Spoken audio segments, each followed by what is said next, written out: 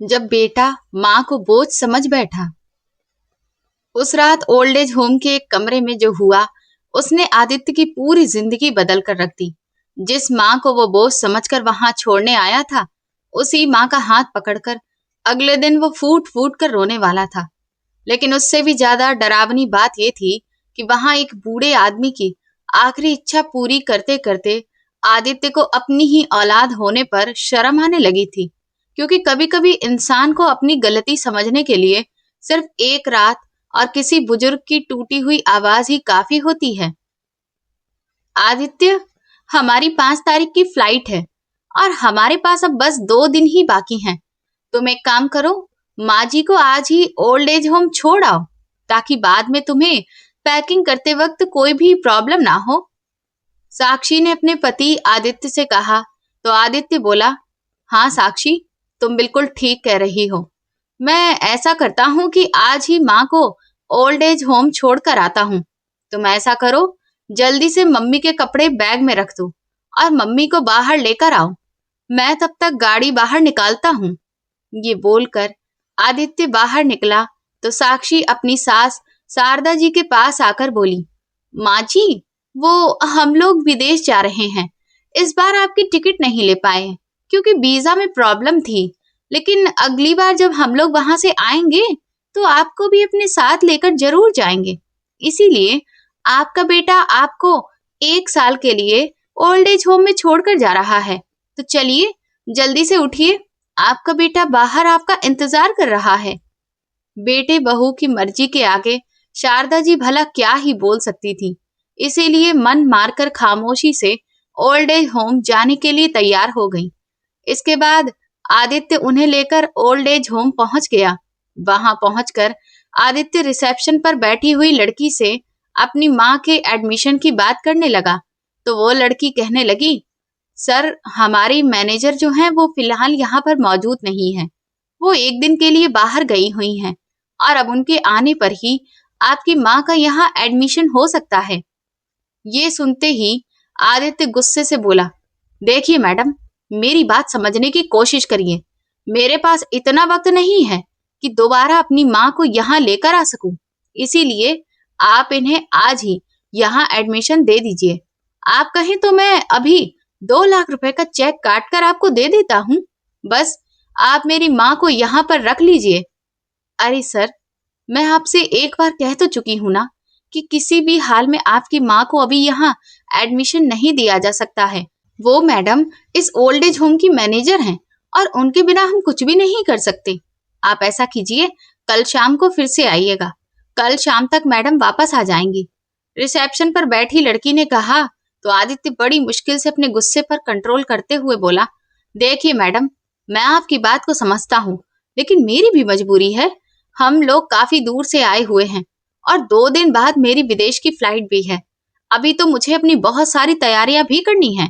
Please madam, मेरी situation को समझने की कोशिश करिए। अभी ये सारी बातें हो ही रही थी कि तभी आदित्य का मोबाइल बजने लगा। उसने देखा तो उसके ऑफिस के बॉस का फोन था। हेलो जी सर, आदित्य ने कहा तो दूसरी तरफ से गहरी आवाज आई, मिस्टर आदित्य, आपने अभी तक मुझे डॉक्यूमेंट्स ईमेल नहीं किए, जबकि आपने कहा था कि आज दोपहर तक आप सारे डॉक्यूमेंट्स मुझे ईमेल के जरिए भेज देंगे। वो जी सर, मैं बस अभी अभी आपको कर देता हूँ, आदित्य ने हड़बड़ाते हुए कहा। तो उसके बॉस बोले, लेकिन मिस्टर आदित्य, आप अपने काम के मामले में इतने लापरवाह कैसे हो सकते हैं? नहीं सर, वो दरअसल मैं इस वक्त किसी प्रॉब्लम में फंस गया था और इससे पहले कि आगे आदित्य अपनी सफाई में कुछ भी कहता, दूसरी तरफ से तब तक फोन कट चुका था। परेशानी और मजबूरी में उलझा हुआ आदित्य अपना सिर पकड़कर वहीं बेंच पर ही बैठ गया। अपने बेटे को इस तरह परेशान देखकर पास में बैठी हुई शारदा जी भी बेचैन हो उठी। आदित्य ने फिर से एक बार उस लड़की से कहा, मैडम, आप देख रही हैं ना कि मैं कितनी प्रॉब्लम में फंसा हुआ हूँ। एक तरफ मेरी बीवी बच्चे हैं और घर की परेशानियां हैं, और दूसरी तरफ मेरी विदेश की नौकरी है। ये मेरे भविष्य का सवाल है।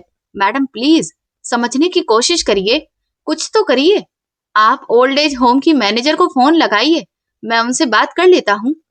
देखिए सर, ये अभी बिल्कुल भी मुमकिन नहीं है। क्योंकि मैडम का phone out of coverage area है। ऐसा कहते हुए उस लड़की ने दूसरी तरफ आवाज दी, सागर, जरा यहाँ आना। तभी तकरीबन 20-22 साल का एक नौजवान उन लोगों के सामने आकर खड़ा हो गया। जी मैडम, कहिए। सागर, इन दोनों लोगों के लिए चाय पानी और रात को यहीं पर सोने का बंदोबस्त कर दो। ये लोग बहुत दूर से आए हुए हैं। ठीक है मैडम, मैं अभी सारा इंतजाम करवाता हूँ। ये कहकर सागर वापस अंदर चला गया। लेकिन ये सुनकर आदित्य हैरानी से उस लड़की की तरफ देखने लगा। वो अभी उससे कुछ बोलता, इससे पहले ही वो लड़की खुद ही बोल पड़ी, देखिए मिस्टर आदित्य, अगर आप दोबारा नहीं आ सकते हैं तो फिर आप दोनों आज रात के लिए यहीं पर रुक जाइए। लेकिन मैडम, मुझे बहुत परेशानी होगी। देखिए मिस्टर आदित्य, मैं आपसे कह चुकी हूं ना कि अगर आपको यहाँ रुकना है तो फिर कमरा नंबर 3 में चले जाइए। आपको किसी भी चीज की जरूरत हो तो बता दीजिएगा, वरना आप अभी यहाँ से जा सकते हैं।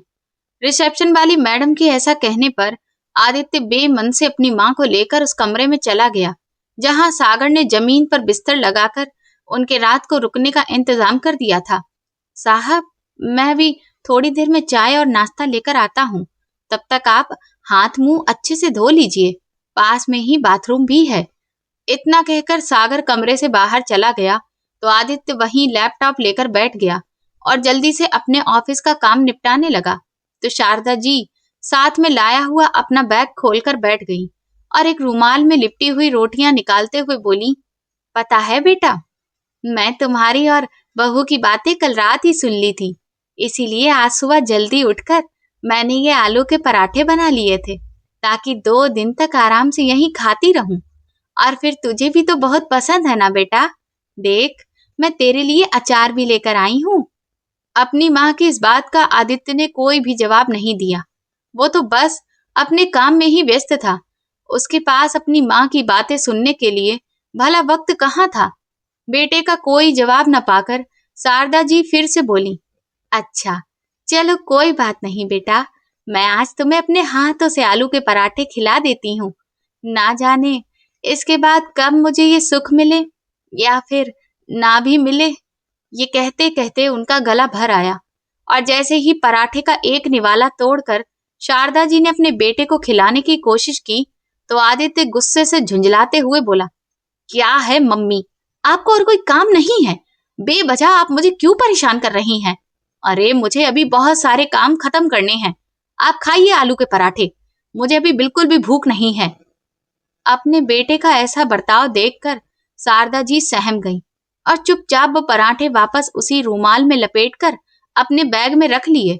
अपने बेटे को ऐसे लैपटॉप में लगे हुए देखकर शारदा जी फिर से बोली, ठीक है बेटा, तुम्हें जिंदगी में बहुत तरक्की मिले, बहुत बड़े आदमी बनो तुम, मेरी भगवान से यही प्रार्थना है। ये बोलकर शारदा जी वहीं अपनी कमर सीधी करने लगी और अपने अतीत की यादों में खो गईं। माँ को बोझ समझने वाले बेटे को मिला जिंदगी का सबसे बड़ा सबक। 21 साल की शारदा जी जब शादी करके अपने ससुराल आई थी, तभी से ही उन्हें जिम्मेदारियों के बोझ तले दबा दिया गया था। घर में कई सारे लोग थे। एक नंद थी जो अपने पति के साथ अपने मायके में ही जमी हुई थी। उसका पति अपनी सास का बहुत ही लाडला था। इसके अलावा उनके 2 जेठ और जेठानियां भी थी। उनकी दोनों जेठानियां काफी बड़े घर से आई थी। जेठ भी बहुत अच्छा पैसा कमाते थे, इसलिए जेठानियां सास के ऑर्डर के हिसाब से बिल्कुल नहीं चलती थी। ये देखकर सास का रौब सिर्फ शारदा जी पर ही चलता था। शारदा जी का पति एक छोटी सी निजी कंपनी में काम करते थे, जिस वजह से कुछ खास तनख्वाह भी नहीं थी। घर का खर्चा ससुर और दोनों जेठ की कमाई से ही चलता था। इन सब की वजह से शारदा जी की हैसियत उस घर में एक नौकरानी से कम नहीं थी, लेकिन इतना भी काफी नहीं था। शादी को कई साल गुजर गए थे, लेकिन शारदा जी की अभी तक कोई औलाद नहीं हुई थी। उनके दिल का दुख तब और बढ़ जाता था जब ससुराल वाले उन्हें बांझ होने का ताना देने लगते थे। आखिरकार शादी के 10 साल बाद भगवान ने उनकी प्रार्थनाएं सुन ली और उन्होंने एक प्यारे से बेटे को जन्म दिया। शारदा जी तो खुशी से फूली नहीं समा रही थी, लेकिन उनकी ये खुशी शायद भगवान को भी रास नहीं आई। उनका बेटा अभी सिर्फ 3 महीने का ही हुआ था कि उनके पति का रोड एक्सीडेंट में देहांत हो गया। शारदा जी इस अचानक हुए हादसे की वजह से बिल्कुल टूट गई थी। उनके जेठ जेठानियां भी परिवार से अलग हो गए थे और फिर सास ससुर का भी कुछ समय के बाद देहांत हो गया। नंद नंदोई भी अपना अलग घर बनाकर रहने लगे। शारदा जी और उनके बेटे को बोझ समझकर सब लोग बिल्कुल अलग हो गए। शारदा जी अक्सर अपने बेटे के साथ अकेली रहती, लेकिन उन्होंने हिम्मत नहीं हारी। अपने बेटे की परवरिश के लिए उन्होंने लोगों के घरों में काम करना शुरू कर दिया था, लेकिन सारा काम करते हुए भी वो अपने बेटे को कभी भी अकेला नहीं छोड़ती थी। इतनी मुश्किलें झेलने के बाद भी शारदा जी ने उसे खूब अच्छे से पढ़ाया लिखाया और इतना काबिल बनाया कि उसे एक बहुत बड़ी मल्टीनेशनल कंपनी में नौकरी मिल गई और उसने अपनी पसंद की लड़की साक्षी से शादी कर ली। साक्षी बहुत ही मॉडर्न टाइप की लड़की थी। उसे घर का काम करना बिल्कुल भी पसंद नहीं था, बल्कि वो दिन भर घूमना फिरना, सहेलियों के साथ शॉपिंग करना या फिर अपने माँ बाप के घर चले जाना, यही सब उसके रोज का रूटीन था। अगर वो कभी अपने घर पर रहती भी थी तो उसकी सहेलियों का जमावाड़ा वहीं पर लगा रहता था। शारदा जी को ये सब बिल्कुल भी पसंद नहीं था, लेकिन कहती भी तो किससे कहती। अगर कभी बहू को समझाती भी तो पलटकर तुरंत दो टूक जवाब सुनने को मिल जाता था। आदित्य भी अपनी पत्नी का दीवाना था, इसलिए वो भी साक्षी के पक्ष में ही हमेशा बात करता था। जैसे तैसे जिंदगी की गाड़ी चल रही थी और वक्त इसी तरह गुजर रहा था। अब साक्षी के मायके वाले दुबई में शिफ्ट हो गए थे, तो साक्षी ने भी जिद पकड़ ली कि उसे भी दुबई जाकर ही रहना है और वहां की आलीशान जिंदगी के मजे उठाने हैं। आदित्य भी यहाँ से कम दुगनी सैलरी के लालच में दुबई जाने के लिए तैयार हो गया। साक्षी और दोनों बच्चे तो जैसे वहां जाने की खुशी से फूले नहीं समा रहे थे, लेकिन आदित्य अपनी माँ के लिए काफी परेशान था कि अब मम्मी को अकेले कहाँ छोड़ा जाए। साक्षी ने जब आदित्य को परेशान देखा तो वो कहने लगी कि तुम क्यों फिक्र कर रहे हो? मैं तो तुमसे कब से कह रही हूँ कि मम्मी जी के लिए ओल्ड एज होम से बेहतर और कोई जगह नहीं हो सकती है। भला वो हमारे साथ दुबई जाकर करेंगी भी क्या? उन्हें तो वहां की मॉडर्न लाइफ पसंद भी नहीं आएगी। बिना बात वो वहां पर बोर होंगी। इसीलिए बेहतर यही है कि तुम परेशान होने की जगह हमारी आने वाली जिंदगी पर ध्यान दो और ये वक्त प्रैक्टिकल होकर सोचने का है। भावनाओं में बहकर इतना अच्छा मौका अपने हाथ से निकलने मत देना। आदित्य ने जब इस बारे में सोचा तो उसे भी यही ठीक लगा और अपनी माँ को ओल्ड एज होम भेजने के लिए वो तैयार हो गया। लीजिए, मैं आपके लिए चाय नाश्ता लेकर आया हूँ। सागर की आवाज सुनकर शारदा जी जैसे कि वर्तमान में वापस लौट आई और बैठकर चाय का कप पकड़ते हुए अपने बेटे आदित्य से बोली, अच्छा बेटा, कम से कम तुम चाय तो पी लो। क्या है मम्मी, एक तो मैं वैसे ही इतना परेशान हूँ और आपको बस इतनी देर से सिर्फ खाने पीने की ही पड़ी हुई है। अगर आज मैंने अपना पूरा काम करके नहीं दिया ना तो मेरे बॉस मुझे बहुत डांट लगाएंगे और यहाँ तो इंटरनेट बिल्कुल भी ठीक से चल ही नहीं रहा है। पता नहीं ओल्ड एज होम वालों ने भी ना जाने कौन से फालतू के नियम बना रखे हैं। इतना भी नहीं समझते कि अरे कोई बुजुर्ग है या फिर कोई दूसरे शहर से आया है। इन लोगों को तो बल्कि सहारा देना चाहिए लोगों को। लेकिन यहाँ तो एक तरफ ओल्ड एज होम की मैनेजर साहिबा घूमने फिरने के लिए निकली हुई हैं और दूसरी तरफ ये जो रिसेप्शनिस्ट है, ये तो हमारी कोई बात सुनने को तैयार ही नहीं है। आदित्य गुस्से में लगातार बोले ही जा रहा था और उधर दरवाजे पर खड़ी वही मैडम उनकी सारी बातें सुन रही थी कि तभी अचानक आदित्य की नजर दरवाजे पर खड़ी उस मैडम पर पड़ गई। उन्हें अपने सामने खड़ा देखकर आदित्य एकदम से सकपका गया और शर्मिंदा हो गया। फिर उसने अपनी बात पर पर्दा डालने के लिए कहा कि अरे मैं तो बस, रहने दीजिए मिस्टर आदित्य, मैं अच्छे से समझती हूँ कि ऐसे माहौल में कोई भी इंसान खींच जाता है। आप मेरे साथ चलिए, मुझे आपसे दरअसल कुछ बात करनी है। ऐसा कहकर मैडम कमरे से बाहर निकल गईं। आदित्य को लगा कि शायद रिसेप्शनिस्ट मैडम अब जरूर ज्यादा पैसों की डिमांड करेंगी, इसीलिए वो वहां से बाहर निकलते ही बोला, देखिए मैडम, अगर आप कहें तो मैं 2 लाख की जगह 1 लाख रुपए और बढ़ाकर चेक काट देता हूँ। इस पर वो मैडम तुरंत बोली, जी नहीं, यहाँ पैसों की कोई भी बात नहीं है। मुझे तो हैरानी इस बात की है कि बचपन में आपकी माँ ने आपके पीछे न जाने कितने ही जरूरी काम टाल दिए होंगे। ना जाने कितनी ऐसी रातें होंगी जो उन्होंने जाग कर गुजारी होगी, लेकिन एक आप हैं जो उनके लिए एक रात भी यहाँ पर नहीं रुक सकते। ये सुनकर आदित्य की नजरें शर्मिंदगी से नीचे झुक गईं। फिर मैडम थोड़ा रुक कर बोली, चलिए ठीक है, मैं आपकी प्रॉब्लम सॉल्व कर देती हूँ। मैं आपकी माँ का अभी के अभी एडमिशन करवा दूंगी। लेकिन ये कहकर वो चुप हो गईं, तो आदित्य ने कहा, लेकिन क्या मैडम? लेकिन मिस्टर आदित्य, आपको मेरा एक छोटा सा काम करना होगा। मैडम की ये बात सुनकर आदित्य उन्हें हैरानी से देखने लगा। तो मैडम बोली, जी मिस्टर आदित्य, मैं उनका एडमिशन तो करवा दूंगी, लेकिन इसके लिए आपको हमारे ओल्ड एज होम में रघुवीर सिंह नाम के एक बुजुर्ग शख्स जो रहते हैं, उनका पोता बनने का नाटक करना होगा। ये सुनकर तो आदित्य हैरान ही रह गया। दादाजी के झूठे पोते ने जीत लिया उनका दिल। फिर मैडम बोली, दरअसल तकरीबन आज से 7 साल पहले उनका बेटा उन्हें यहाँ पर छोड़कर विदेश चला गया था, और तब से लेकर आज तक वो अपने पोते से मिलने के लिए तरस रहे हैं। उन्हें उम्मीद है कि एक न एक दिन उनका पोता उनसे मिलने के लिए जरूर आएगा। लेकिन मिस्टर आदित्य, आज उनकी तबीयत बहुत ज्यादा खराब है और मुझे नहीं लगता कि अब उनके पास ज्यादा वक्त बाकी रह गया है। अगर हो सके तो हमारा ये छोटा सा काम कर दीजिए।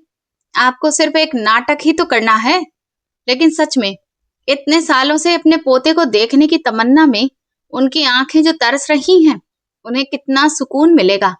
आप मेरा ये काम कर दीजिए, मैं आपकी माँ को अभी एडमिशन दे दूंगी। ये बात सुनकर आदित्य बोला, मैडम, लेकिन मुझे तो उनके पोते के बारे में कुछ भी पता नहीं है। उसका नाम क्या है और वो अपने पोते को क्या कहकर पुकारते थे? अरे मिस्टर आदित्य, आपको उनसे कुछ भी कहने की जरूरत नहीं है। बस इतना याद रखिएगा कि उनके पोते का नाम वैभव है। अब आप मेरे साथ चलिए। ये कहते हुए वो मैडम आदित्य को रघुवीर जी के कमरे में लेकर गईं। रघुवीर जी के बिस्तर के पास रखी कुर्सी पर वहीं ओल्ड एज होम में रहने वाले उनके एक बुजुर्ग दोस्त बैठे हुए थे। डॉक्टर ने कहा है कि दवा समय पर लेते रहने से तबीयत ठीक हो जाएगी। रघुवीर जी के दोस्त ने कहा तो धीमी आवाज में रघुवीर जी बोले, मैं कितनी बार भगवान से प्रार्थना करता रहता हूँ कि वो मुझे उठा ले, लेकिन मौत ऐसा लगता है जैसे मुझसे रूठ गई है। वो मुझे बुलाने ही नहीं आती है। ना जाने क्यों भगवान मेरी पुकार सुन ही नहीं रहा है। रघुवीर जी के दिल का दर्द उनके शब्दों के जरिए बाहर आने लगा था। अच्छा रघुवीर, मैं भी थोड़ी देर में आता हूँ। ये कहकर उनके दोस्त वहां से उठकर चले गए। दरवाजे पर खड़ा हुआ आदित्य रघुवीर जी की सारी बातें सुन रहा था। तभी मैडम आदित्य को लेकर आई और रघुवीर जी के पास आकर बोली, अंकल जी, अंकल जी, देखिए तो आज कौन आया है आपसे मिलने। तभी रघुवीर जी ने धीरे से कहा, कौन आया है बेटी? तो मैडम बोली, देखिए अंकल जी, आपका पोता वैभव आया है। क्या? मेरा पोता आ गया? ये कहते ही रघुवीर जी की आंखों में एक चमक सी आ गई। हाँ अंकल जी, आपका पोता विदेश से खास आज आपसे मिलने के लिए ही यहाँ आया है। मेरा पोता आ गया मुझसे मिलने के लिए इतने सालों के बाद। इतने सालों में तुझे क्या मेरी एक बार भी याद नहीं आई? कितना बड़ा हो गया है तू। आदित्य के चेहरे की तरफ नजर डालते ही रघुवीर जी के बूढ़े वजूद में एकदम से जैसे फुर्ती सी आ गई थी। मैडम ने उन्हें सहारा देते हुए बिस्तर पर बिठाया और बोली, हाँ अंकल जी, कल आपके पोते की वापसी की फ्लाइट भी है, इसीलिए आज इससे जी भर कर बातें कर लीजिए। ये बोलकर मैडम कमरे से बाहर चली गईं, तो आदित्य उनके पास रखी हुई कुर्सी पर बैठने लगा। तभी रघुवीर जी बोले, बेटा वहां नहीं बैठो, यहाँ आओ, यहाँ मेरे पास बैठो। ये सब देखकर आदित्य को अंदर से कुछ अजीब सी बेचैनी महसूस होने लगी। फिर अचानक से उसे मैडम की कही हुई बात याद आ गई, तो वो चुपचाप उनके बिस्तर पर ही बैठ गया। मुझे पूरा भरोसा था बेटा कि एक ना एक दिन मेरा पोता मुझसे मिलने जरूर आएगा। शायद इसीलिए भगवान मेरे शरीर से जान ही नहीं निकलने दे रहे थे। शायद उन्होंने मुझे आज तक इसीलिए जिंदा रखा ताकि मैं तुझे देख सकूं। लेकिन बेटा, तू कल ही वापस क्यों चला जाएगा? कितने सालों तक मैं तड़प तड़प कर तेरा इंतजार करता रहा ताकि मैं तुझसे मिल सकूं, लेकिन तू सिर्फ एक दिन के लिए ही मेरे पास आया है। ये बोलते बोलते रघुवीर जी का गला एकदम से भर आया और वो बिलख बिलख कर रोने लगे। उस वक्त अपने पोते से मिलने की खुशी इतनी ज्यादा थी कि वो अपनी सारी कमजोरी भूलकर फिर से उससे बातें करने में लग गए। अच्छा बेटा, एक बात बताओ, तुम्हारे पापा का क्या हाल है? क्या उसे कभी भी मेरी याद नहीं आती? कितने साल बीत गए उसको देखे हुए। ये सुनकर आदित्य कुछ बोल ही नहीं पाया तो रघुवीर जी बोले, और तुम्हारी माँ तो ठीक है ना बेटा? हाँ हाँ दादाजी, सब लोग ठीक हैं। पता है बेटा, यहाँ ओल्ड एज होम में अक्सर लोग मिठाइयाँ बांटने आते रहते हैं। कल भी किसी के पोते की सालगिरह थी तो उन्होंने ओल्ड एज होम के सभी लोगों में मिठाइयाँ बांटी थी। उस पल मेरी आंखों के सामने तेरे बचपन की तस्वीर घूमने लगी। ये कहकर रघुवीर जी ने पास में ही रखी हुई एक छोटी सी कटोरी उठाई। उसमें एक लड्डू रखा था। वो आदित्य की तरफ देखते हुए बोले, बेटा ये ले, लड्डू खा ले, ये मैंने तेरे लिए ही रखा था, तुझे बहुत पसंद है ना? आदित्य ने थोड़ा सा झिझकते हुए वो लड्डू उठा लिया तो रघुवीर जी के चेहरे पर हल्की सी मुस्कुराहट आ गई और वो बोले, बेटा तुझे याद है जब तू छोटा सा था तब तू सारा दिन मेरे आसपास ही घूमता रहता था। तुझे बेसन के लड्डू बहुत पसंद थे, लेकिन तेरी माँ तुझे लड्डू खाने से मना करती थी।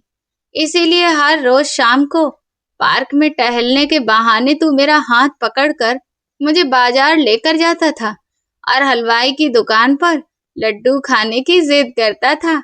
और इस दौरान तू मेरा हाथ एक पल के लिए भी नहीं छोड़ता था। लेकिन इसके बाद तूने मेरा हाथ ऐसा छोड़ा कि फिर कभी नहीं पकड़ा।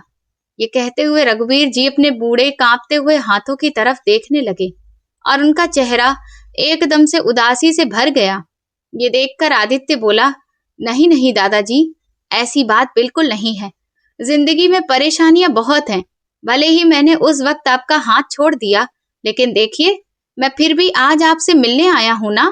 अब भले ही मैं एक दिन के लिए आया हूं, समझने की कोशिश करिए। आखिर काम को भी तो वक्त देना पड़ता है ना।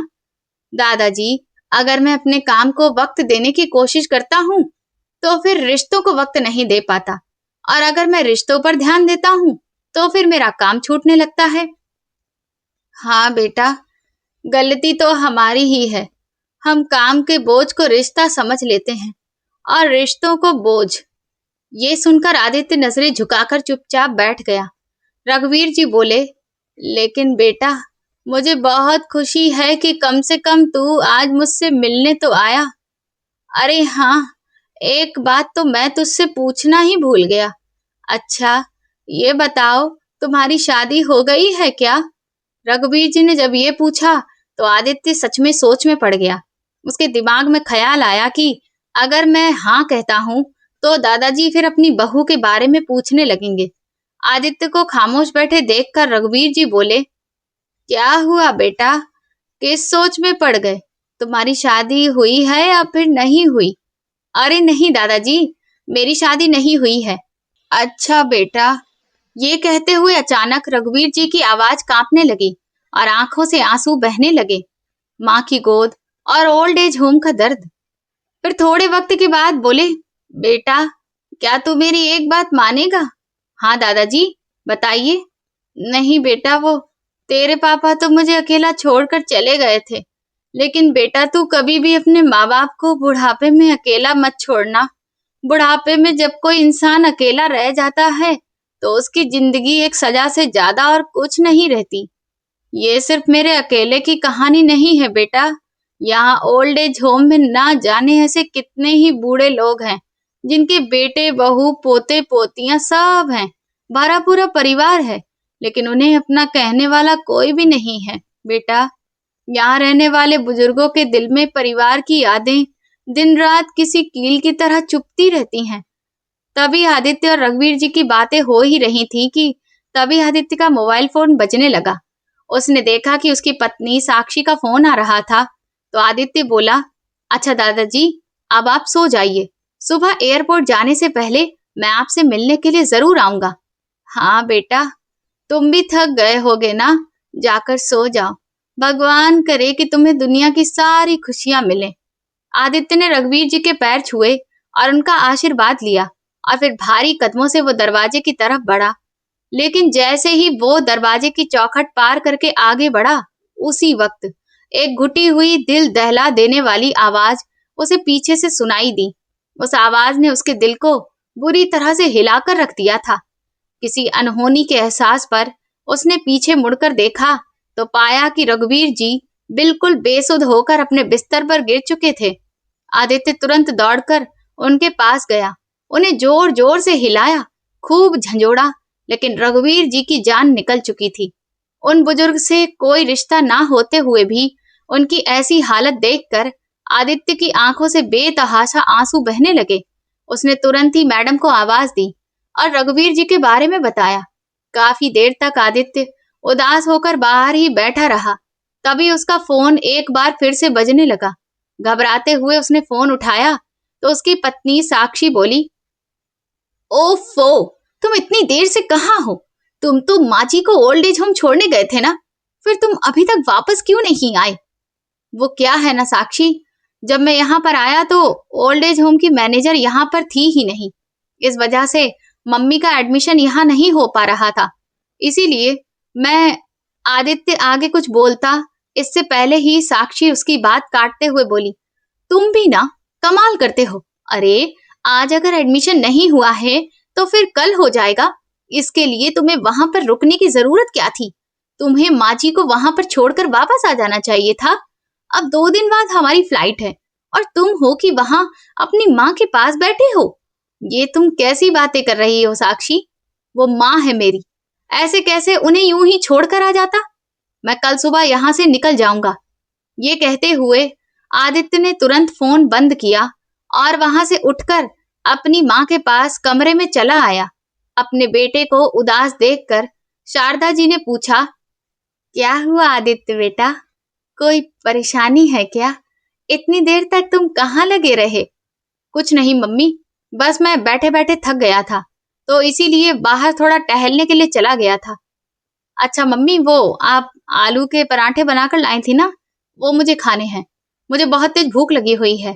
अपने बेटे की बात सुनकर शारदा जी ने मुस्कुराते हुए अपने बैग में से आलू के पराठे निकाले और फिर अपने बेटे को देते हुए बोली, पता है बेटा, जब तुम छोटे थे ना तो हर रोज मुझसे आलू के पराठे बनाने को कहते थे और जब मैं बनाती थी तो तुम कहते थे कि मम्मी मुझे अपने हाथों से खिलाना।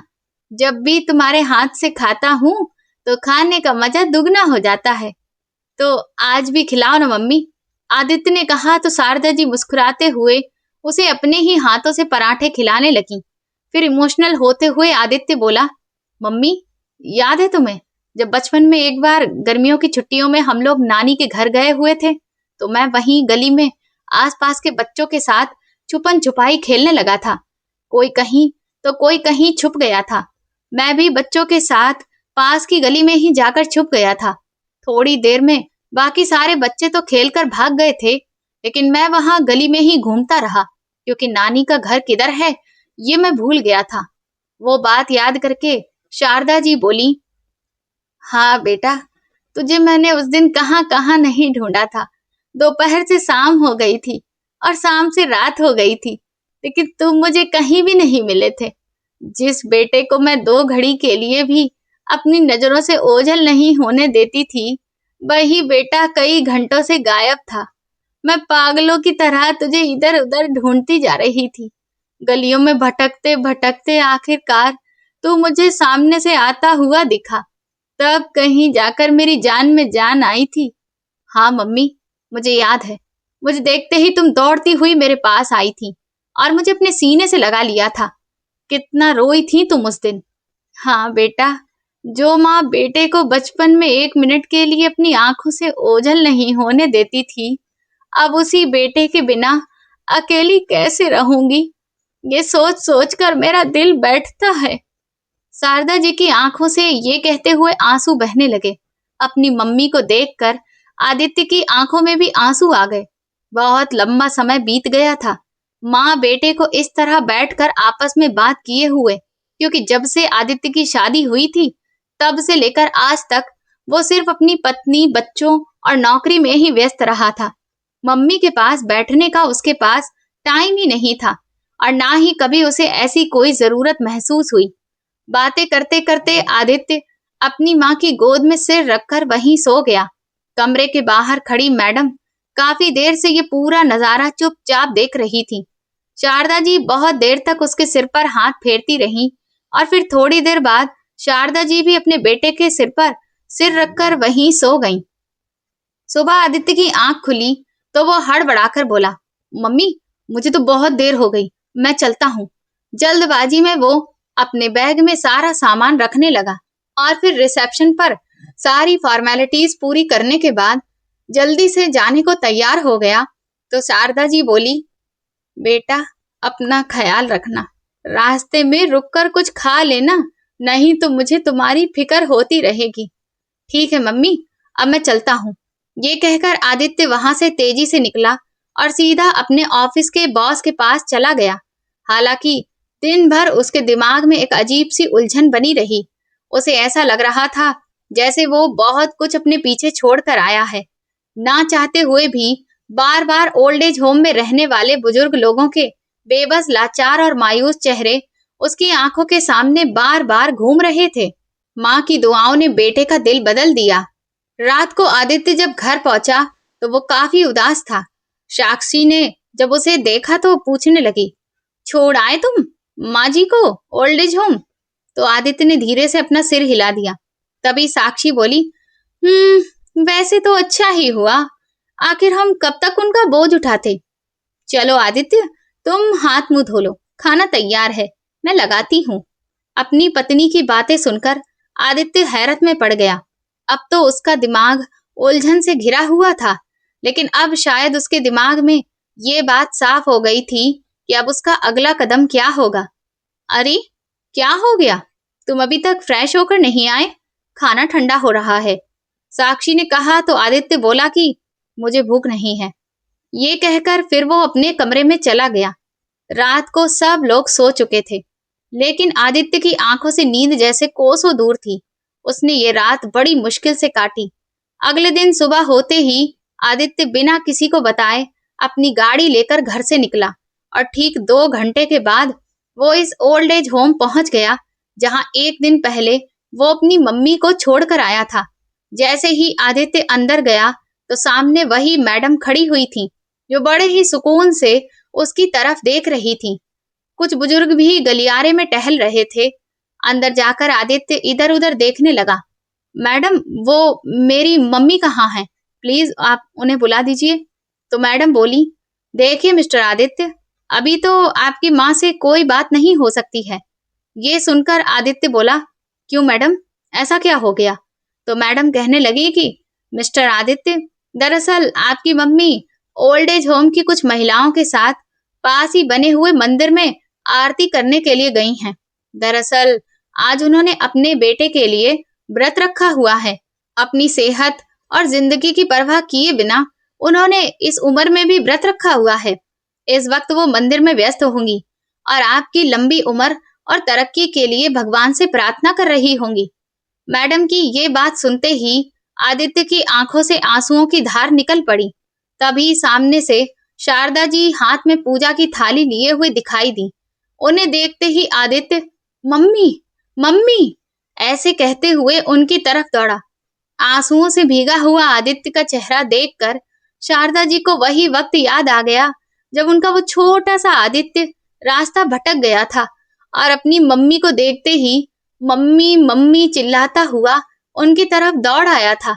शारदा जी के पास पहुंचकर आदित्य दोनों हाथ जोड़ते हुए बोला, मम्मी मुझे माफ कर दो, मुझसे बहुत बड़ी गलती हो गई, मुझे माफ कर दो मम्मी।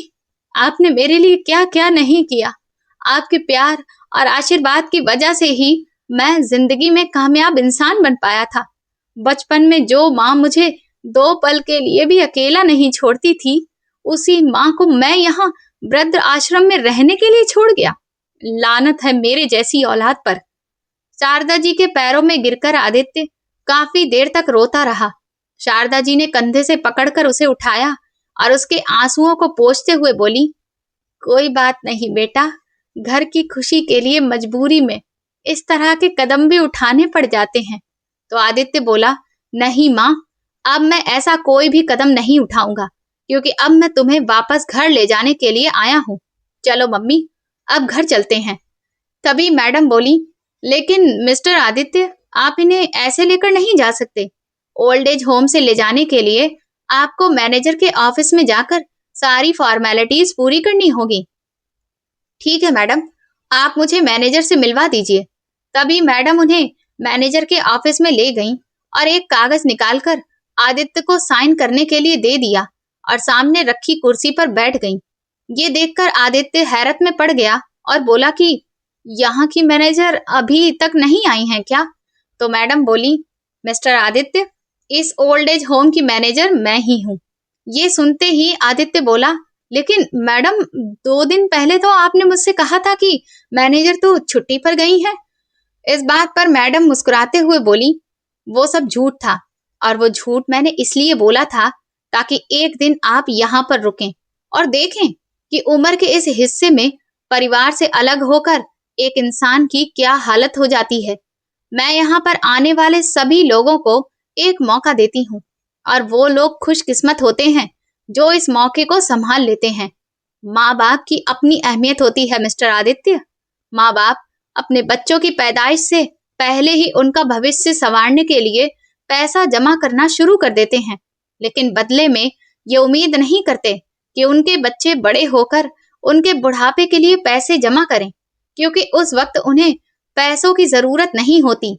उन्हें जरूरत होती है तो सिर्फ अपने बच्चों की, उनके थोड़े से प्यार की, उनके साथ की।